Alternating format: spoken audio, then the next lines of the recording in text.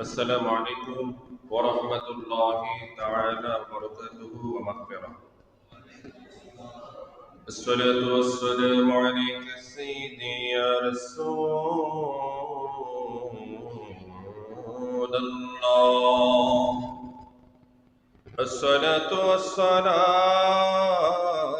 عليك سيدي يا حبيب الله.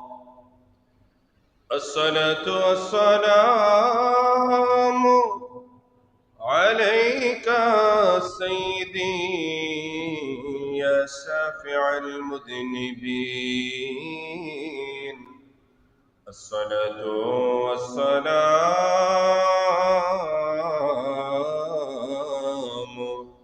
عليك يا رحمة للعالمين. الحمد لله رب العالمين، والصلاة والسلام على ما كان نبيا وآدم بين الماء والدين. فقد قال الله تعالى في كلامه المجيد وفي فرقان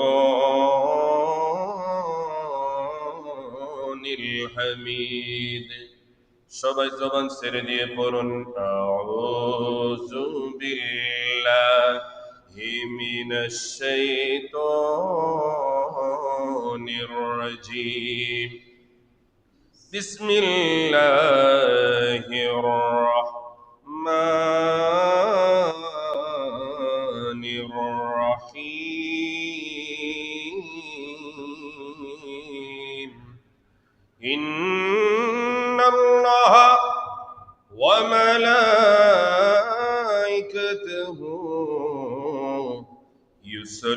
يصلون على النبي يا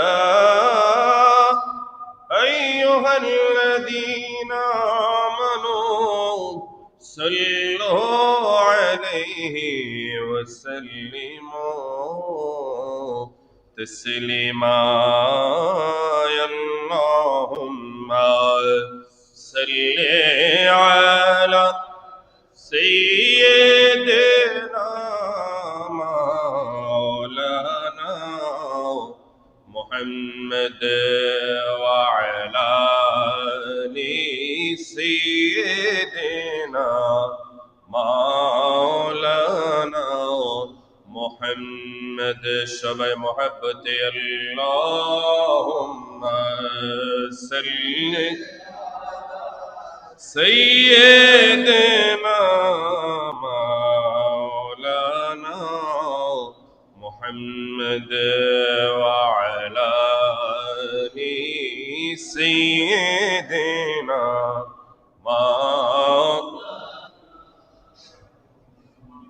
ওরে মহরমের 10 তারিখে কি গটাইলেন রব্বানা। সবাই মহরমের 10 তারিখে কি গটাইলেন রব্বানা। কলিজা ফাটিয়া যায় গো বলিতে তার ঘটনা। আল্লাহুম্মা সাল্লি সাইয়্যিদিনা মাওলানা মুহাম্মদ ওয়া আলা আলি সাইয়্যিদিনা মাওলানা। أمر الله الله الله لا إله إلا هو الله الله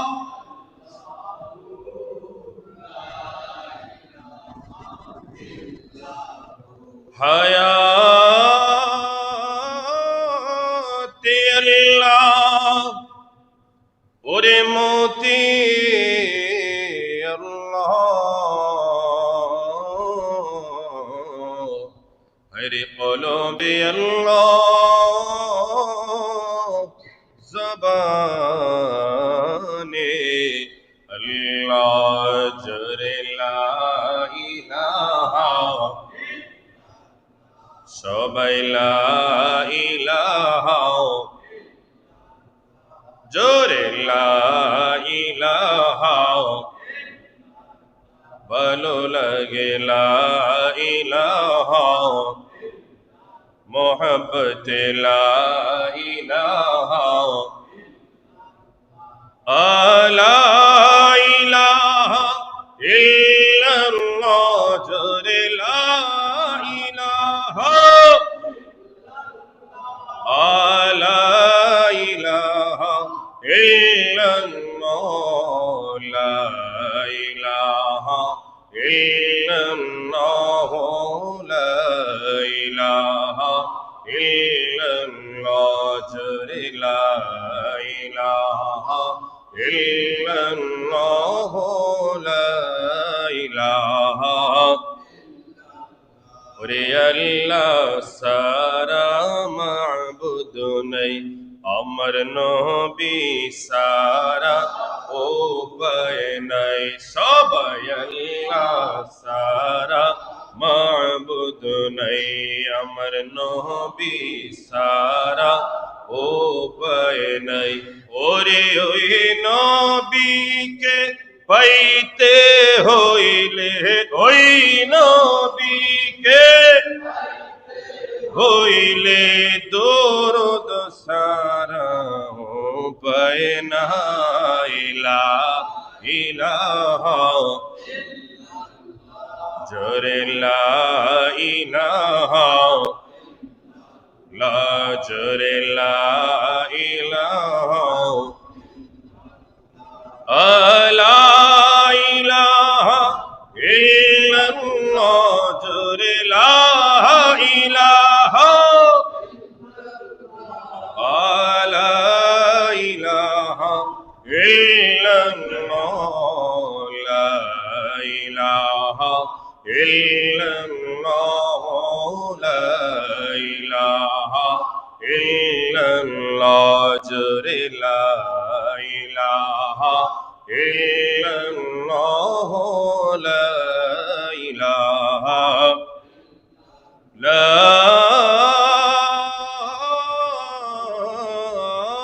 ইলাহা ইল্লাল্লাহ মুহাম্মাদুর রাসূলুল্লাহ সাল্লাল্লাহু তাআলা আলাইহি ওয়াসাল্লাম আওয়াজ দিয়ে বলেন মারহাবা কতলে হুসাইন আসলে में मर के जीद हैं अरे इस्लाम जिंदा होता है हर करबला के बाद हे हुसैन नबीजी औलाद सलाम জানাই মোরা তোমায় সবাই হে হোসাইন নবীজি औलाद সালাম জানাই মোরা তোমায় সালাম মোরা তোমায় সালাম জানাই মোরা জানিনা কেমন করেছিলেন নবী সোনার মদিনায় জানিনা কেমন করেছিলেন নবী সোনার মদিনায় জানিনা কেমন করে ছিলেন নবী সোনার মদিনায় যে সময় তো তোমার গলায় এ জিদের দল তলোয়ার চালায়, যে সময় তোমার গলায় এ জিদের দল তলোয়ার চালায়, হে হোসাইন নবীজির আওলাদ সালাম জানাই, মোরা তোমায় সালাম মোরা। ওরে যে মাথায় হাত ভুলিয়ে ঘুম পাড়াতেন আম্মা ফাতেমায়, যে মাথায় হাত ভুলিয়ে ঘুম পাড়াতেন আম্মা ফাতেমায়, যে মাথায় হাত বুলিয়ে ঘুম পড়াতেন আম্মা ফাতেমায়, যে মাথায় হাত বুলিয়ে ঘুম পড়াতেন আম্মা ফাতেমায়, কিভাবে সেই মাথাতে এ জিদের দল তলোয়ার চালায়, কিভাবে সেই মাথাতে এ জিদের দল তলোয়ার চালায়, হে হোসাইন নবীজির আওলাদ সালাম জান, মোরা তোমায় সালাম জানাই, মোরা তোমায়।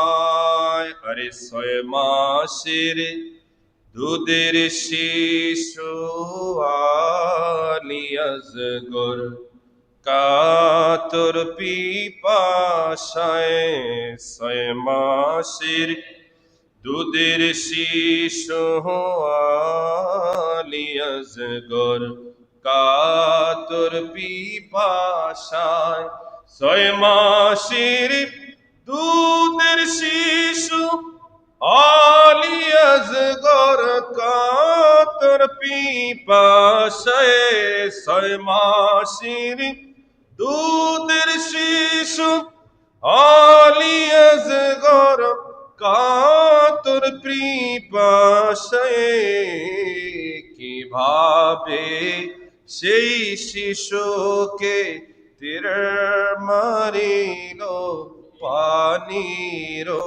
বদলায়, কিভাবে সেই শিশুকে তীর মারিল পানির বদলায়, হে হোসাইন নবীজির আওলাদ সালাম জান, মোরা তোমায় সালাম জান, মোরা তোমায়, হে হোসাইন নবীজির আওলাদ সালাম জান, মোরা তোমায় সালাম জান, মোরা তোমায়। আওয়াজ দিয়ে বলেন ইয়া রাসূলুল্লাহ, মহব্বতে বলেন ইয়া হুসাইন। আলহামদুলিল্লাহ ওয়া শুকরুলিল্লাহ ওয়াস সালাতু ওয়াস সালামু আলা রাসূলিল্লাহ। উপস্থিত সম্মানিত মুসল্লিয়ানে কেরাম, মুসল্লিয়ানে আযম, মুরব্বি বাজান, যুবক ভাইয়েরা, এখন আল্লাহ তাআলার মহান হুকুম পবিত্র জুমার নামাজ পড়তে আসা আল্লাহ তাআলার প্রিয় বান্দারা, আসুন আমরা সর্বপ্রথম আল্লাহ সুবহানাহু ওয়া তাআলার দরবারে হৃদয়ের সবটুকু নিংড়ানো আবেগ অনুভূতি উজাড় করে শুকরিয়া জ্ঞাপন করি, যে মহান রব্বুল আলামিন আমাকে এবং আপনাদের সবাইকে অতীব দয়া করি, মায়া করে, যাচাই বাছাই করে আরবি 12 মাসের অন্যতম একটি শ্রেষ্ঠ মাস এই পবিত্র মুহররম মাসের দ্বিতীয় জুমার নামাজ আদায় করার জন্য ঐতিহ্যবাহী নারায়ণগঞ্জের এই ফকিরতলায় কেন্দ্রীয় জামে মসজিদে যে আল্লাহ তাআলা আমাদেরকে কবুল করেছেন, আমরা খুশি না বেজার? আসুন আমরা সর্বপ্রথম ওই মহান রব্বুল আলামিনের আলিশান সুবহান দরবারে হৃদয় নিগ্রান সবটুকু আবেগ অনুভূতি উজাড় করে সমবেত ভাবে সমবেত কণ্ঠে একসাথে সিংহের মতো গর্জন করে চিল্লায় পড়ি আলহামদুলিল্লাহ। তার সাথে সাথে লক্ষ কোটি কোটি দরুদ ও সালামের নাজরানা ওই নবীর নুরানি কদমে, যেই নবীজি ইমামে হুসাইন 61 হিজরিতে 10ই মুহররম কারবালায় শাহাদাতের পেয়ালা পান করবেন। এটা নবীজি হযরত ইমাম হুসাইন জমিনে আগমনের সাথে সাথে নবীজি সুসংবাদ দিয়েছেন। কন্যা ইয়া রাসূলুল্লাহ। আসুন আমরা আলোচনার প্রারম্ভে ওই নবীর নুরানি দরবারে ছোট্ট করে দুরুদ ও সালামের নজরানা পেশ করি সকলে সম্মিলিত ভাবে উচ্চ কণ্ঠে বুলন্দ কণ্ঠে গোটা মসজিদে আওয়াজকে মুখরিত করে সকলে পড়ি সাল্লাল্লাহু তাআলা আলাইহি ওয়াসাল্লাম। যারা পিছনে বসে আছেন মেহেরবানি করে একটু বিশৃঙ্খলা করে না বসে আদব রক্ষার্থে আমরা সামনের দিকে আসি। কন্যা সুবহানাল্লাহ। সময় তো উপস্থিতি, আজকে আমাদের আলোচনার বিষয়বস্তু দুইটা বিষয়। একটা হচ্ছে আজকে হচ্ছে মুহররম মাসের 8 তারিখ। কয় তারিখ? 8ই মুহররম। আল্লাহ চাহে তো রবিবার দিন, আগামী রবিবার 10ই মুহররম। কন্যা সুবহানাল্লাহ।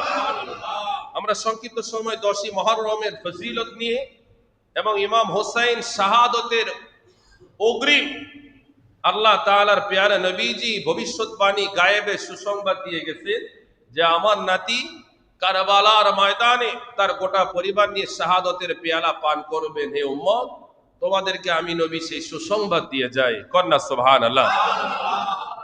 ইমাম হুসাইনের শাহাদত আমাদের জন্য কেন সুসংবাদ, এই কেন উত্তরটা আমরা ইনশাআল্লাহ দ্বিতীয় ধাপে দেব। প্রথম ধাপ হচ্ছে আমরা আশুরার ফজিলত নিয়ে একটু আলোচনা করি। আশুরা এটা হচ্ছে আশিরের বহু বচন, যার অর্থ হচ্ছে দশম।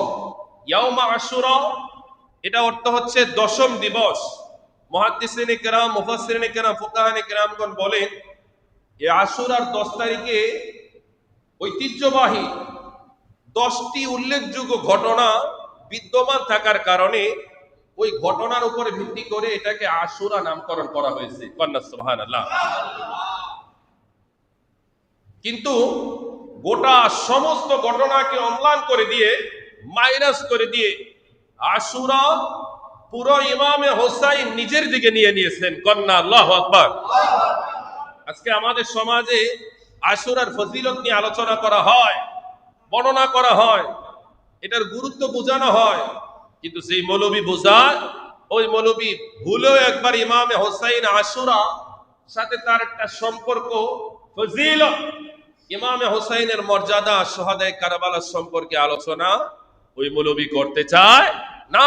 তাহলে কি তিনি কোরআন পড়েনি, হাদিস পড়েনি? তাহলে কি তিনি মাদ্রাসায় পড়েনি? তিনি কেমন মাদ্রাসায় পড়লেন, কি পড়লেন? আমরা আজকে আশুরার কথা, শুহাদায়ে কারবালার কথা, নবীর পরিবার আহলে বায়াতের কথা বলতেছি। তারাও তো আমাদের মতো মাদ্রাসায় পড়েছে। তারা কেন বলে না? কেন বলে না? কারণ তারা যেই মাদ্রাসায়, যেই পরিবেশে, যেই একাডেমিতে যারা পড়াশোনা করেছে, গোটা সিস্টেমটাই ছিল ইয়াজিদের দালাল দ্বারা। কথা বলে ঠিক কিনা? আপনার সিস্টেমে যদি থাকে ইয়াজিদপন্থী, ওই সিস্টেমে আপনি যতই পড়াশোনা করেন, যতই জ্ঞান অর্জন করেন, যতই ওই সিস্টেমের মধ্যে আপনি বড় হন না কেন, আপনি ওই সিস্টেমে কোনোদিন ইমামে হুসাইনের শান ও মান আজমত আপনি পাবেন না। আপনি না পেলে আপনি কিভাবে বর্ণনা করবেন? কারণ একটা মানুষের আলোচনা শুনতে শুনতে তার প্রতি তো আপনার ভালো লাগা, ভালোবাসা কাজ করবে। আপনি তো সেই আলোচনা শোনেননি, তাহলে আপনার ভিতরে কিভাবে সেই ভালো লাগা, ভালোবাসা কাজ করবে? কথা বলে ঠিক কিনা? সম্মানিত উপস্থিতি, পাগলাই তিতামিটা বোঝে না। যাই হোক, আজকে আমরা আশুরার ফজিলত, আশুরা 10ই মুহররমের ঐতিহ্যবাহী যে ঘটনাগুলো, তার মধ্যে সর্বপ্রথম হচ্ছে শাহ আব্দুল হক মুহাদ্দিসে দেহলভী রহমতুল্লাহি আলাইহি সহ হুজুর আব্দুল কাদের জিলানী রাদিয়াল্লাহু তাআলা আনহু আল হুসাইনি তিনি গুনিয়াতুত তালিবিনের মধ্যে তিনি এই পুরো আশুরার ঘটনাগুলো তিনি সুন্দর করে উল্লেখ করেন। এক নাম্বার তিনি যেই উল্লেখযোগ্য ঘটনাটা এনেছেন, এটা হচ্ছে হযরতে বড় পীর আব্দুল কাদের জিলানী রাদিয়াল্লাহু তাআলা আনহু আল হুসাইনি তিনি বর্ণনা করেন, এ আশুরার দশম দিবসে রব্বুল আলামিন হযরতে বাবা আদম আলাইহিস সালাতু ওয়াস সালামের তওবা কবুল করেছিলেন। কন্যা সুবহানাল্লাহ। হযরতে বাবা আদম আলাইহিস সালাতু ওয়াস সালাম জান্নাতে আল্লাহর একটা হুকুম ভুলে যাওয়ার কারণে, নিষিদ্ধ ফল ভক্ষণ করার কারণে রব্বুল আলামিন তাকে জান্নাত থেকে বিতাড়িত করে দুনিয়ার জমিনে যখন পাঠালেন, হযরতে বাবা আদম আলাইহিস সালাতু ওয়াস সালাম মা হাওয়া বহু বছর কান্নাকাটি করার পরে রব্বুল আলামিন তাদের দোয়া যেই দিন তার দরবারে কবুল করেছিলেন, ওই দিবসটাই ছিল আশুরা তথা মুহররমের 10 তারিখ। দুই নাম্বার যে উল্লেখযোগ্য ঘটনা, হযরত ইদ্রিস আলাইহিস সালাতু ওয়াস সালাম আল্লাহ তাআলার জলিলুল কদর একজন পয়গম্বর। যে ইদ্রিস আলাইহিস সালাতু ওয়াস সালাম সরাসরি তিনি চতুর্থ আসমানের মধ্যে তিনি সীমাবদ্ধতা তথা চতুর্থ আসমানে রয়েছেন। হযরত ইদ্রিস আলাইহিস সালাতু ওয়াস সালাম মালাকুল মউতের সাথে বন্ধুত্ব করে তিনি আসমানের সঙ্গী হয়েছেন, মেহমান হয়েছেন। ইদ্রিস নবীকে আমার আল্লাহ তাআলা যেই দিন চতুর্থ আসমানে নিয়ে গিয়েছিলেন, ওই দিবসটাই ছিল আশুরার দিন। কন্যা সুবহানাল্লাহ। শুধু তাই নয়, এই দিনে হযরতি এ আশুরার এই দশম দিবসে আল্লাহ তাআলার একজন জলিলুল কদর পয়গম্বর হযরতে নূহ নবিউল্লাহ, যিনি উম্মতের মাঝে সবচাইতে বেশি দাওয়াতি কাজে কষ্ট করেছেন, যিনি উম্মতের পিছনে অনেক সময় ব্যয় করেছেন, হযরতে নূহ আলাইহিস সালাতু ওয়াস সালামের সময় তার গোটা কয়েকজন উম্মত ব্যতীত গোটা উম্মতকে আমার আল্লাহ তাআলা আযাবের মাধ্যমে, বিশাল প্লাবনের মাধ্যমে তাদেরকে ধ্বংস করে দিয়েছিলেন।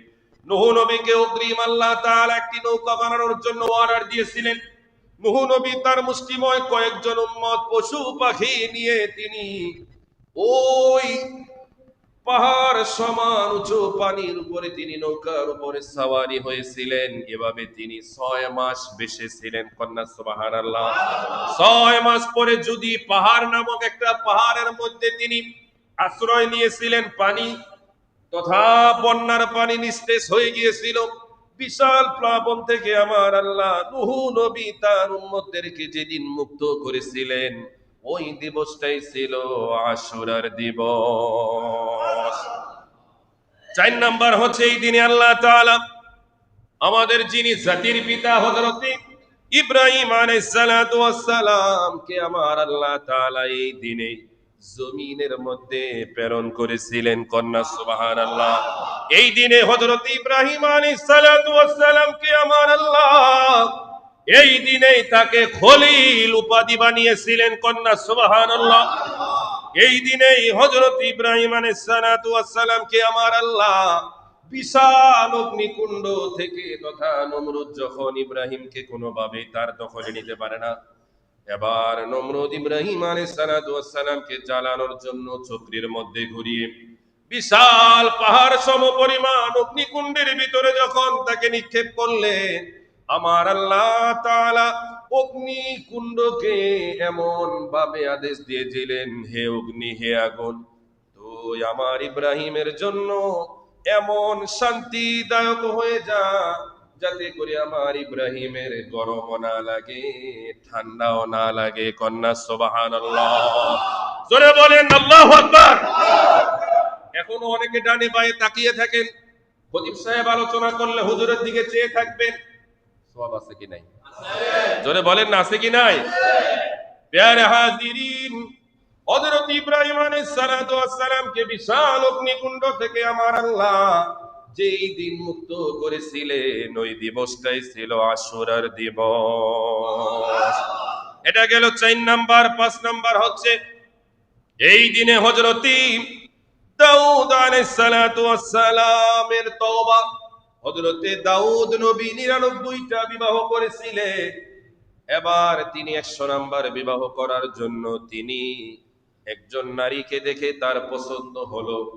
ওই নারী বিবাহিত ছিল, বিবাহিত নারীকে তো পছন্দ হলে বিবাহ করা যায় না।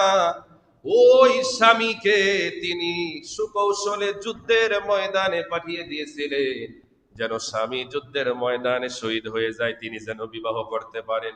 তিনি তো নবী। এবার যুদ্ধের ময়দানে পাঠিয়ে দেওয়ার পরে শহীদ হলো। তিনি ওই নারীকে বিবাহের সমস্ত রাস্তা তার জন্য সহজ হয়ে গেল। হযরতে দাউদ আলাইহিস সালাতু ওয়াস সালাম যখন নারীকে বিবাহ করবেন, ওই সময় তার হুঁশ ফিরে আসলো। দাউদ নবীর সাথে সাথে নিজের ভুল বুঝতে পেরে তিনি আল্লাহর দরবারে তওবা করে শুধু কেঁদেছিলেন। আমার আল্লাহ তাআলা যেই দিন তার তওবা কবুল করেছিলেন, ওই দিবসটাই ছিল আশুরার দিবস। জোরে বলেন আল্লাহু আকবার। এবার 6 নম্বরে আল্লাহ তাআলা এই 5 নম্বরে আরেকটা ঘটনা উল্লেখ রয়েছে। হযরতে দাউদ নবীর আরেকজন সন্তান ছিলেন, যেই সন্তান একটি দুইটি নয় 1000 বিবাহ করেছিলেন। যিনি পৃথিবীর মধ্যে যত নবী রাসূল ছিলেন প্রভাবশালী, তাদের মধ্যে অন্যতম একজন হচ্ছে হযরতে সুলাইমান আলাইহিস সালাতু ওয়াস সালাম। কন্যা সুবহানাল্লাহ। হযরতে সুলাইমান আলাইহিস সালাতু ওয়াস সালামের রাজত্ব আমার আল্লাহ তাআলা কিছু সময়ের জন্য নিয়েছিলেন।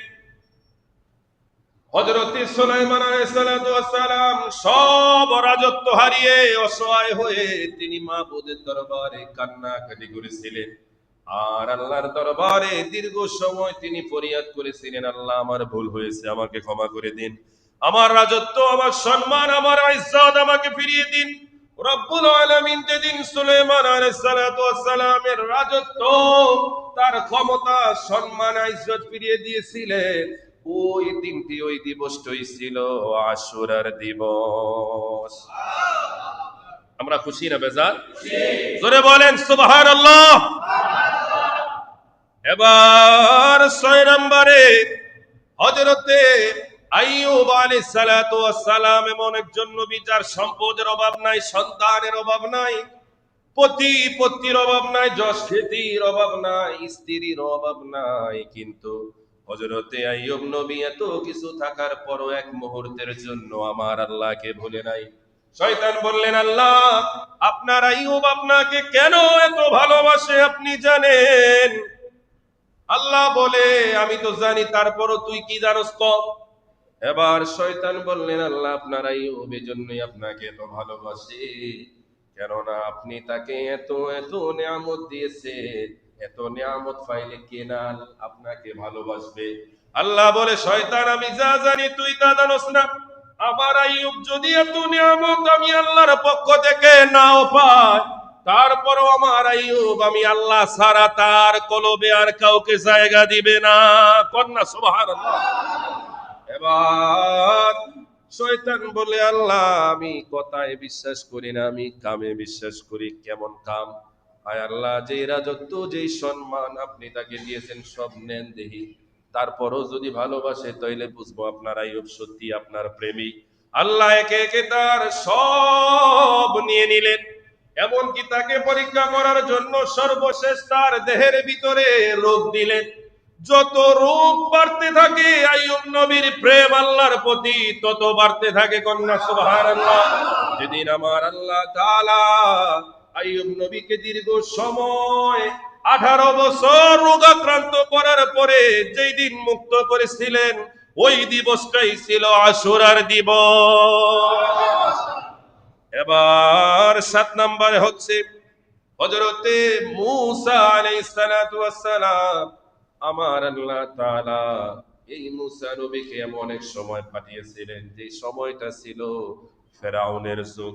কথা বলেন ঠিক কিনা? ওই ফেরাউনের সময় মূসা নবীকে আমার আল্লাহ তাআলা ফেরাউন তার দলবল থেকে, গোটা কওম থেকে যেই দিন যেই দিবসে বাঁচিয়েছিলেন, তথা ফেরাউন তার কওমকে নীল নদীর ভিতরে, নীল দরিয়ার ভিতরে আমার আল্লাহ তাআলা, যেটাকে লোহিত সাগর বলা হয়, ওই সাগরের ভিতরে তাকে যেদিন ডুবিয়ে মেরেছিলেন, মূসা নবীকে আমার আল্লাহ যেদিন বাঁচিয়েছিলেন, ওই দিবসটাই ছিল আশুরার দিবস। শুধু তাই নয়, এই দিনে হযরতে আল্লাহ তাআলার আরেকজন জলিলুল কদর পয়গম্বর হযরতে ইউনূস নবী, নাম শুনেন আপনারা? হযরত ইউনূস আলাইহিস সালাতু ওয়াস সালাম তিনি তার উম্মতের প্রতি বিরক্ত হয়ে অধৈর্য হয়ে উম্মতের লানত কামনা করে তিনি আল্লাহ তাআলার প্রতি একটু আল্লাহ তাআলাকে অসন্তুষ্ট করে তিনি যখন অন্য দেশে পাড়ি জমিয়েছিলেন, ওই দেশে যাওয়ার পথে যে নৌকায় করে সাওয়ারি হয়েছিলেন, ওই নৌকা থেকে নৌকার লোকেরা হযরত ইউনূস নবীকে তারা নিজের জীবন বাঁচানোর জন্য সমুদ্রে ফেলে দিয়েছিলেন। সমুদ্রের নীলতিমি মাছ, বিশাল মাছ ইউনূস নবীকে ভক্ষণ করলো। ইউনূস নবীকে ওই মাছ প্রায় 1 মাস পর্যন্ত, কোথাও আছে 40 দিন পর্যন্ত গোটা সমুদ্রে সাওয়ার করেছেন। এই যে ইউনূস নবীকে মাছের পেট থেকে আমার আল্লাহ তাআলা যেই দিন মুক্ত করেছিলেন, ওই দিবসটাই ছিল আশুরার দিবস।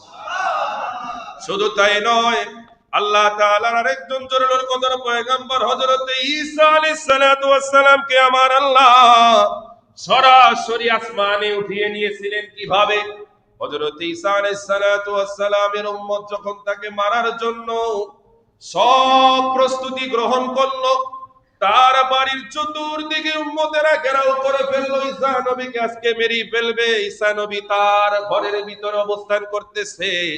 কে আগে যাবে, কে আগে গিয়ে ঈসা নবীর সংবাদ দেবে যে সে কি ঘরে আছে কিনা। এই সংবাদ দেওয়ার জন্য কে আগে যাবে কেউ সাহস পায় না। উম্মতের মধ্যে একজন গিয়ে সর্বপ্রথম সংবাদ আনার জন্য যখন গেল, গিয়ে দেখে ঈসা নবী ঘরের ভিতরে নাই। কেননা আমার আল্লাহ জিবরাইলের মাধ্যমে তাকে দ্বিতীয় আসমানে উঠিয়ে নিয়ে গেছে। কন্যা সুবহানাল্লাহ। হঠাৎ করে যাকে খবর আনার জন্য পাঠানো হলো, আমার আল্লাহ তাআলা কুদরতি ভাবে যে খবর আনার জন্য ঘরে প্রবেশ করলো, তাকে ঈসা নবীর রূপ দিয়ে দিলেন। সুবহানাল্লাহ বলবেন না? তাকে ঈসা নবীর কি দিয়ে দিলেন? রূপ দিয়ে দিলেন। লম্বা আলোচনা। উম্মতেরা বলতেছে, হায় হায়, কারে পাঠাইলাম খবর আনতে? হ্যাঁ দিয়ে এখনো কোনো খবর, যারা খবর আনতে পাঠাইলাম তার কোনো কি নাই, খবর নাই। এবার বলেন আর অপেক্ষার সময় নাই, সবাই মিল্লা যাবো, লাড়িবান্ধা যা আছে সব লোক গিয়ে দেখতেছে ঈসা নবী সুন্দর করে খাটের উপরে বসে আছে, মানে তার হুজরা মুবারকে তিনি বসা। এবার বলতেছে, হায় হায়, যারে খবর আনতে পারিলাম হ্যাঁ গেল, আরে হ্যাঁ খবর বাদ দি, যারে মারতে এসে হ্যাঁ আগে মাইরা দিল। এবার উম্মত বলতেছে, আরে আমারে তো ঈসা মনে করো, আমি তো ঈসা না, ঈসা না। কয় মানব বিপদ হলে অনেক সময় মিশা কথা কথা কয় না, মিশা কথা কয় না, অনেক সময় মিশা কথা কয়। কে শোনে কার কথা? আল্লাহ তাআলার মায়ের দুনিয়ার ভাই। তখন যাকে খবর আনতে পাঠানো হলো, তাকে ঈসার রূপ দেওয়া হলো, তার উম্মতেরা তারে মাইরা ঈসা নবীরে মাইরা লাইছে, আনন্দ ফুর্তি করতে লাগলো। ওই যে উম্মত থেকে ঈসা নবীকে আমার আল্লাহ যেদিন বাঁচালেন, ওই দিবসটাই ছিল আশুরার দিবস। কন্যা আল্লাহু আকবার। শুধু তাই নয়, অন্য আরেক বর্ণনায় রয়েছেন, প্রিয় নবীজি বলেন, এই দিনে আল্লাহ তাআলা আরশ কুরসি সৃষ্টি করেছেন। কোন সুবহানাল্লাহ। এই দিনে আল্লাহ তাআলা আসমানের তারকা সমূহ, জমিনের খুঁটি পাহাড় সমূহকে আমার আল্লাহ সৃষ্টি করেছেন। কন্যা সুবহানাল্লাহ। এই দিনে আমার আল্লাহ তাআলা আরশ বহনকারী ফেরেশতা, বিশাল বড় বড় ফেরেশতাদেরকে আমার আল্লাহ সৃষ্টি করেছেন। কন্যা সুবহানাল্লাহ। এই দিনে আল্লাহ, এই দিনে আমার আল্লাহ আশুরার দিবসের লৌহ কলম জিবরাইল সহ গোটা ফেরেশতাদেরকে জমিনে ছড়িয়ে ছিটিয়ে থাকা সকল ফেরেশতাদেরকে আমার আল্লাহ সৃষ্টি করেছেন। এই দিনে আমার আল্লাহ তাআলা হযরত ইব্রাহিম আলাইহিস সালাতু ওয়াস সালামের ঘরে ইসমাঈল জবিউল্লাহকে দান করেছেন। এই সন্তান এমন সন্তান, বিয়ার পরে না 10 বছর 20 বছর না, প্রায় যুগের পর যুগ পরে। কন্যা আল্লাহু আকবার। ওই সন্তানের মূল্য কম না বেশি? জোরে বলেন, কম না বেশি? অনেক বেশি, অনেক বেশি। শুধু তাই নয়, এ আশুরার দিনে রব্বুল আলামিন গোটা পৃথিবীটাকে ধ্বংস করে ফেলবেন। যেদিন পৃথিবী ধ্বংস হবে, ওই দিবসটার নাম কি? জোরে বলেন, দিবসটার নাম কি? আশুরা। ওই দিবসটা আরেকটা দিনে হবে, সেটা হবে শুক্রবার দিন। কি দিন? সময়টা হবে কি? সময়টা হবে মাগরিবের সময়। কিসের সময়? নবীজি সব বলে গিয়েছেন। কন্যা সুবহানাল্লাহ। শুধু নবীজি সনটা বলে নাই। কি বলে নাই? তারিখ বললেন, মাস বললেন, শুধু তাই নয়, দিনও বললেন, সময়টাও বললেন, শুধু সনটা গোপন রেখেছেন। এটার মধ্যে একটা রহস্য আছে কি নাই? জোরে বলেন না, আছে কি নাই? শুধু তাই নয়, এই আশুরার দিনে যে ব্যক্তি গোসল করবে এই নিয়তে, আল্লাহ আজকের এই দিনে পবিত্রতার উসিলায় আমাকে তুমি মুক্ত করো, সকল রোগ বালা মুসিবত থেকে হেফাজত করো, নবীজি বললেন ওই বান্দাকে আমার আল্লাহ সমস্ত রোগ বালা মুসিবত থেকে হেফাজত করবে। কন্যা সুবহানাল্লাহ। যে আশুরার দিনে চোখের মধ্যে সুরমা দিবে, রব্বুল আলামিন বলে ওই সুরমার সদকায় তার চোখে থাকা সকল প্রকার বালা মুসিবত আমার আল্লাহ দূর করে দিবে। কন্যা সুবহানাল্লাহ। যে ব্যক্তি আশুরার দিনে কোন একজন রোগীর খেদমত করলো, সেবা করলো, সে যেন বাবা আদম থেকে কিয়ামত পর্যন্ত গোটা মানব জাতির খেদমত করলো। শুধু তাই নয়, যে ব্যক্তি আশুরার দিন কাউকে যদি এক গ্লাস পানি পান করায়, রব্বুল আলামিন বলতেছে ওই বান্দার জীবনের সকল নাফরমানি, সকল গুনাহ খাতা আমার আল্লাহ মাফ করে দেন। আমরা চাই কি চাই না? জোরে বলেন না, চাই কি চাই না? আশুরার দিনের উল্লেখযোগ্য সবচাইতে অন্যতম শ্রেষ্ঠ আমলগুলোর মধ্যে একটা আমল হচ্ছে বুখারী এবং মুসলিম শরীফের মধ্যে মিশকাত শরীফের 180 পৃষ্ঠার মধ্যে সহিহ সনদে একটি হাদিস শরীফ উল্লেখ করেছে। নবীজি যখন মদিনা শরীফে আগমন করলেন, মদিনা শরীফে নবীজি যাওয়ার পরে নবীজি গিয়ে দেখলেন মদিনার ইহুদিরা আশুরার দিবসে রোজা পালন করতেছে। কন্যা সুবহানাল্লাহ। নবীজি ইহুদিদেরকে বললেন, হে মদিনার ইহুদিরা, তোমাদের কি হলো তোমরা আশুরার দিবসে রোজা পালন করতেছো?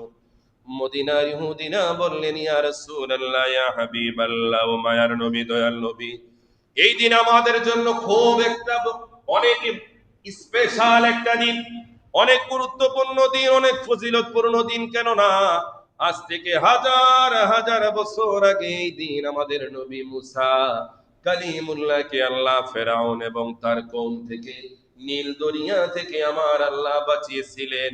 সেই শুকরিয়া তান আমরা আশুরার দিবসে রোজা পালন করি। নবীজি বললেন, হে ইহুদিরা শোনো, তোমাদের চাইতে মুসা নবীর প্রতি আমি নবী এবং আমার উম্মত তোমাদের চাইতে আরো বেশি হকদার। কেন না তোমরা মুসা নবীকে মানার মতো মানো না, আমি নবী এবং আমার উম্মত তাকে মানার মতো মানি। এজন্যই নবীজি ওই মদিনা থেকে হিজরত করে আসার পরে নবীজি হযরতে আব্দুল্লাহ ইবনে আব্বাস রাদিয়াল্লাহু তাআলা আনহু থেকে বর্ণিত, তিনি বলেন, প্রিয় নবীজি সাল্লাল্লাহু তাআলা আলাইহি ওয়াসাল্লাম তারপর থেকে আমাদেরকে আশুরার রোজা রাখার নির্দেশ দেন। কন্যা সুবহানাল্লাহ। নবীজি বললেন, এটা এমন একটা দিন যাকে ইহুদি নাসারা পর্যন্ত সম্মান করে।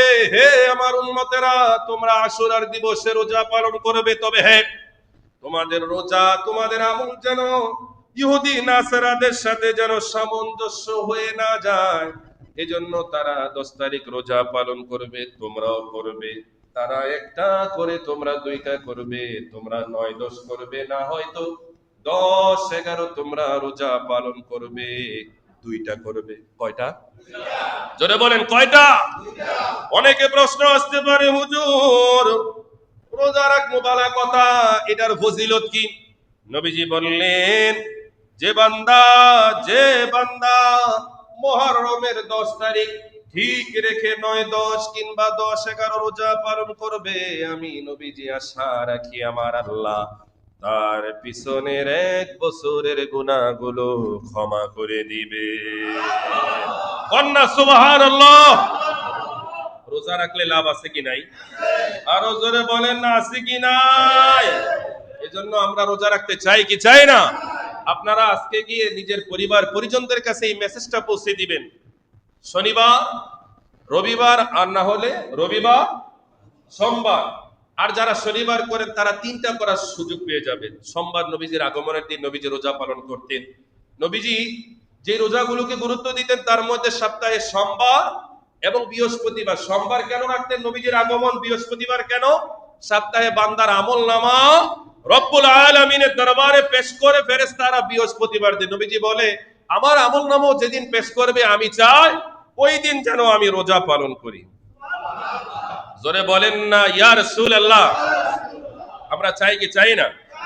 এবার আসে এই মুহররমের এই যে ফজিলতপূর্ণ এই ঘটনাগুলো এগুলো আমরা শুনি, শুনে শুনে আমরা বড় হয়েছি।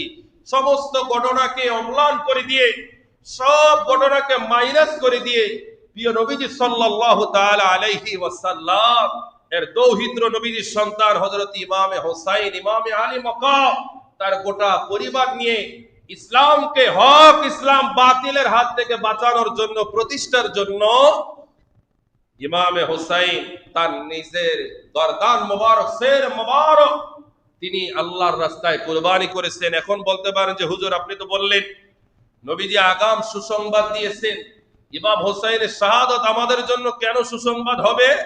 কেননা নবীজি যখন সুর পর্বতের মধ্যে কোথাও আছে, নবীজি পাহাড়ের উপত্যকায় নবীজি কান্নাকাটি করতেছিলেন।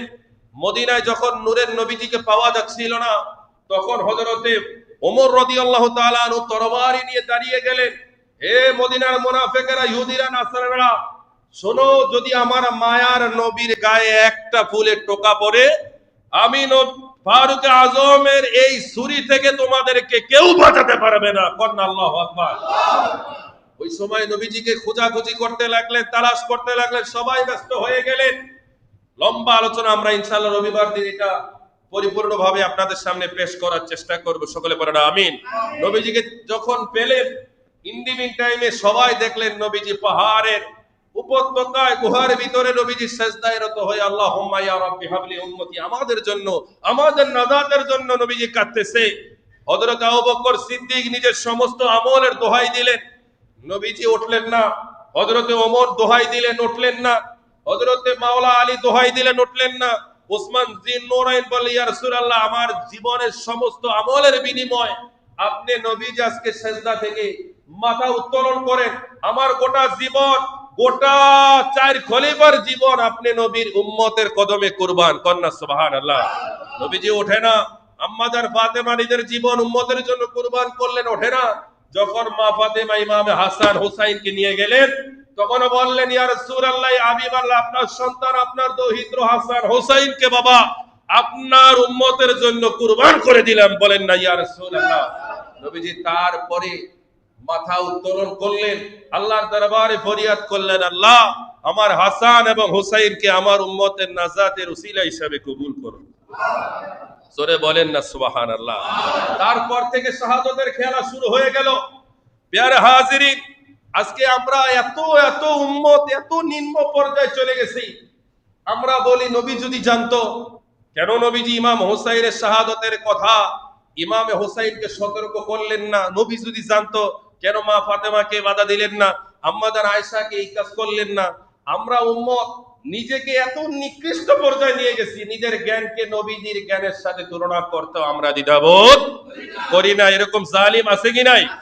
যারা নবীজির ইলম নিয়ে, নবীর জ্ঞান নিয়ে, নবীর সম্মান আজমত নিয়ে বারবার প্রশ্ন ছুড়ে, এগুলো কোন হিন্দু করলে, কোন ইহুদি করলে, কোন নাসারা করলে আমরা নিজেকে বুঝ দিতে পারতাম, নিজেকে ঠান্ডা করতে পারতাম। কিন্তু মুসলমান নামদারি কিছু মুনাফিক, জালিম, ইয়াজিদের দালাল, উতবা সাহেবার দালাল, এগুলো করে কথা বলে, ঠিক কিনা?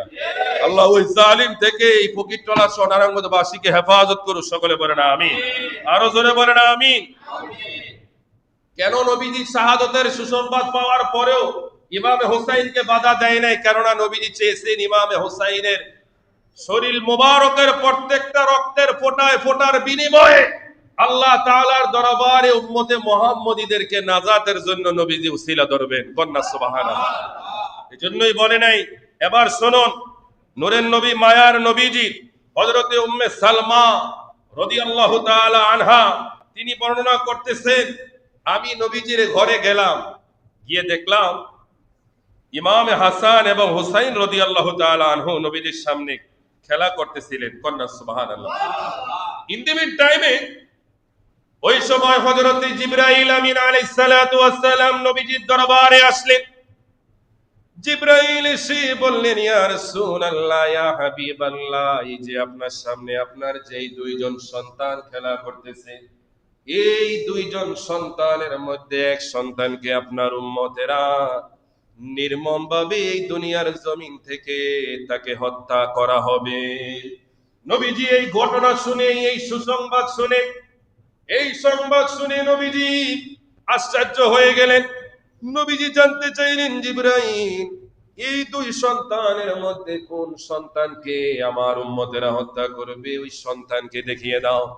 জিবরাইল আমিন আলাইহিস সালাতু ওয়াস সালাম আর দেরি করলেন না, বললেন, ইয়া রাসূলুল্লাহ, ইয়া হাবিবাল্লাহ, ও মায়ার নবী, দয়ার নবী, ইমামে হুসাইন রাদিয়াল্লাহু তাআলা আনহুর দিকে ইশারা করে দিলেন। বলেন না আল্লাহু আকবার। নবীজি সাথে সাথে ইমামে হুসাইনকে কোলে নিলেন। কোলে নিয়ে তার গালে, মুখে, চোখে, কপালের মধ্যে চুমু খেতে লাগলেন আর বলতে লাগলেন, ওই মাটি, ওই জমিন ধ্বংস হয়ে যাক, যেই জমিন, যেই কারবালা আমার হোসাইনের রক্তে রঞ্জিত হয়ে যাবে। নবীজি জিবরাইলকে বললেন, জিবরাইল রে, ও জিবরাইল, আমি নবীজি জানতে চাই, নবীজি দেখতে চাই, কোন মাটিতে আমার হোসাইনকে আমার উম্মতেরা শহীদ করবে, ওই মাটি আমি দেখতে চাই। জিবরাইল আমিন মুহূর্তের মধ্যে তিনি কারবালাতে চলে গেলেন। ইমামে হোসাইন যেই জায়গায় শাহাদাতের পেয়ালা পান করবেন, ওই জায়গার মাটিটার সাথে সাথে নবীজির কদম মোবারকের সামনে হাজির করলেন। নবীজি মাটিটা নিয়ে নিজের চোখের মধ্যে, গালের মধ্যে নবীজি চুমু খেতে লাগলেন। নবীজি মাটিটাকে আদর করতে লাগলেন। আর এই মাটি তো ওই মাটি, যেই মাটিটা কিছুদিনের মধ্যে আমার কলিজার টুকরার রঙে রঞ্জিত হয়ে যাবে। নবীজি কাঁদতে লাগলেন। নবীজি বললেন, জিবরাইল রে, এই মাটিটা তো ওই মাটি, যেই মাটিটা আমার সন্তানের রক্তে রঞ্জিত হয়ে যাবে, লাল হয়ে যাবে। নবীজি এই ঘটনা বলার পরে উম্মে সালমাকে বললেন, উম্মে সালমা, উম্মে সালমা, আমি নবীজি আমার সন্তানের এই মাটিটা তোমার কাছে আমানত রেখে যাই। উম্মে সালমা, এই মাটিটা তুমি তোমার কাছে হেফাজত রাখবে। যেদিন এই মাটিটা মাটি থেকে রক্তের রঙে পরিণত হয়ে যাবে রে উম্মে সালমা, ওই দিন আমার সন্তান শাহাদতের পেয়ালা পান করবে। বলেন না ইয়া রাসূলুল্লাহ। উম্মে সালমা বলেন, তারপর থেকে প্রতিদিন আমি ওই মাটিটা, যেই বোতলের মধ্যে, যেই জায়গায় আমি সংরক্ষণ করে রেখেছি, ওই মাটিটা আমি প্রতিদিন শুধু চেয়ে থাকতাম, না জানি কোন দিন এই মাটিটা মাটির রং থেকে রক্তের রঙে পরিণত হয়ে যায়। উম্মে সালমা বলেন, যেদিন ইমামে হুসাইন কারবালার প্রান্তরে শাহাদতের পেয়ালা পান করেছে, ওই দিন সকালে আমি দেখি মাটির রং আর মাটি নাই, ওই মাটির রংটা রক্তের রঙে পরিণত হয়ে গেছে। কন্যা আল্লাহু আকবার।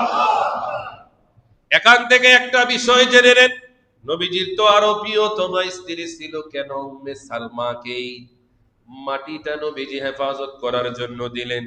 নবীজি জানতেন যেদিন ইমাম হুসাইনের শাহাদাত হবে, ওই দিন পর্যন্ত উম্মে সালমা এই জমিনে বেঁচে থাকবে।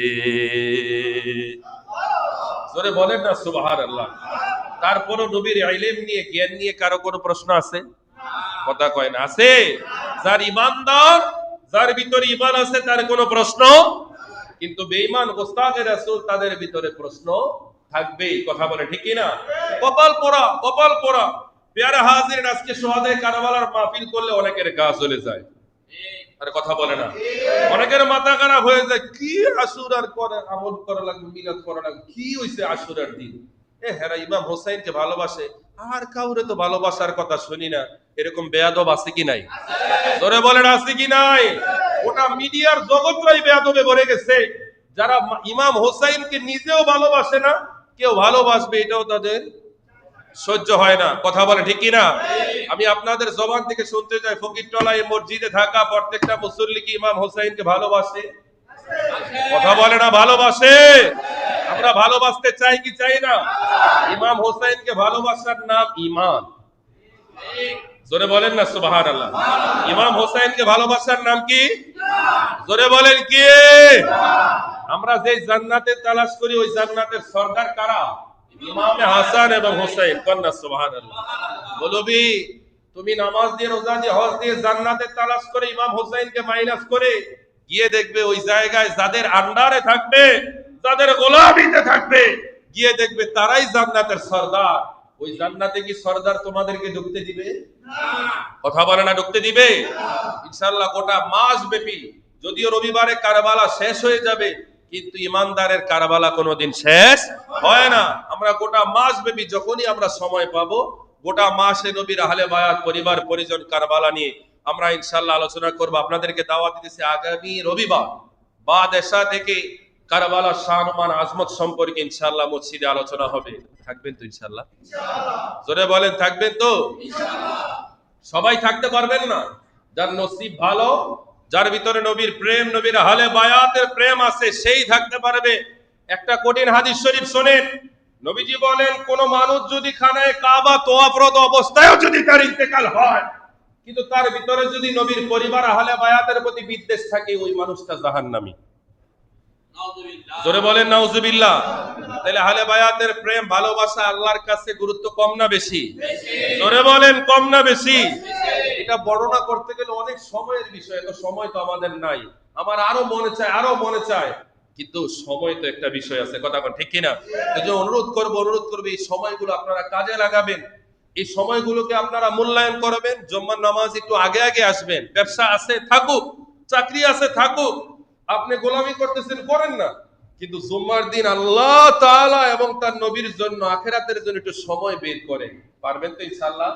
যদি এই সময় বের করা কঠিন, কঠিন কতদিন কঠিন? যতদিন বাইসা আছেন, মইরা গেলে আর কোনো কঠিন কথা কন ঠিক কিনা? এই সময়কে এত মূল্যায়ন করে আপনি আল্লাহকে ভুলে গেলেন, নবীকে ভুলে গেলেন, দুনিয়াদারি সব আখিরাত ভুলে গেলেন। আপনি চলে যাওয়ার পরে আপনার মানুষ কিন্তু আপনাকে গুরুত্ব দিয়ে এই সময়কে এত মূল্যায়ন করবে না, কথা কন ঠিক কিনা? এই জন্য অনুরোধ থাকবে, ভাইয়েরা আমার, সময়কে মূল্যায়ন করেন, এই কারবালার এই মাসগুলোকে মূল্যায়ন করেন। সর্বশেষ আপনাদের প্রতি ওসিয়ত থাকবে, আপনাদের বাড়িতে, দোকানে, সব জায়গায় এই মুহররম মাসে মিলাদ মাহফিলের আয়োজন করে। আজকে আমাদের সমাজে এত গজব, এত অন্যায় অপরাধ কেন বাড়তেছে জানেন? আমাদের সমাজে আগের মতো মিলাদ শরীফ হয় না, আগের মতো বাড়িতে বাড়িতে এরকম মানুষদেরকে দাওয়াত দেওয়া, আয়োজন করা, খাবার খাওয়ানো, এই সৃষ্টি, এই শিষ্টাচার, এই সৌন্দর্য ইসলামের, এগুলো আমাদের মতো কিছু জালেম ফতোয়া দিতে দিতে দিতে দিতে ফুলবন থেকে হাফ প্যানে পরিণত করেছে, কথা কোন ঠিক কিনা? বলেন তো, আগের সময়গুলো ভালো ছিল না? মানে কথা বলতে হবে, আগের সময়গুলো ভালো ছিল না বর্তমান সময়? আগের সময়গুলো, আপনি আপনার দোকানে, মার্কেটে, বাড়িতে আপনি একটা সুন্দর মিলাদ শরীফের আয়োজন করেন, আপনি আমাকে দাওয়াত দিলেন, আমি আবার করলাম, আমি অনুষ্ঠান করে আমার ভাইকে আমি দাওয়াত দিব, এতে করে সম্পর্ক বাড়ে না কমে? নবীজি বলেন, যেই জমিনে, যেই জায়গায় দুরূদ শরীফ হয়, ওই জায়গায় কিয়ামত পর্যন্ত আল্লাহর ফেরেশতারা আল্লাহর রহমত বর্ষণ করে। কন্যা সুবহানাল্লাহ। আজকে কিছু ইহুদি নাসারাদের টাকা খাওয়া দালালগুলো, তারা উম্মত থেকে নবীকে কিভাবে মাইনাস করা যায়, এটার জন্য তারা সর্বপ্রথমই দুরূদ শরীফ, মিলাদ শরীফের মধ্যে হাত দিছে, কথা কোন ঠিক কিনা? কোথাও আর কোনো হাত নাই, শুধু এই জায়গায় হাত দিতে হবে। কেন ভাই, কেন হাত দিবে জানেন? কারণ এই জায়গায় হাত দিলে উম্মতের সাথে নবীর এমনি মাইনাস হয়ে যাবে। আমরা মাইনাস করতে চাই না, প্লাস করতে চাই? এই জন্য বাড়িতে, গাড়িতে, সব জায়গায় মিলাদ শরীফ আমরা চাই কি চাই না? জোরে বলেন, চাই কি চাই না? যাদের ঘরে মিলাদ শরীফ হয়, নবীদের আলোচনা হয়, ওই ঘরে বরকত আছে কি নাই? জোরে বলেন, আছে কি নাই? এজন্য অনুরোধ থাকবে, এগুলো করবেন, এগুলো বিদ্যমান রাখবেন। রব্বুল আলামিন যেন কবুল করে, সকলে বলেন আমিন। রবিবার দিন এশারের আগে আপনারা সমস্ত কার্যক্রম বন্ধ করে দিবেন। নামাজটা আমরা গোটা মুসল্লি ভরপুর করে আমরা পড়তে চাই, সবাইকে নিয়ে কারবালার আলোচনাগুলো আমরা করতে চাই, শুনতে চাই। রাজি আছি কি নাই? আল্লাহ তাআলা যেন কবুল করে, সকলে বলেন আমিন। ওয়া আখির দাওয়ানা আলহামদুলিল্লাহি রাব্বিল আলামিন। আমরা যারা পরে এসেছি 4 রাকাত কাবলা জমা আদায় করি।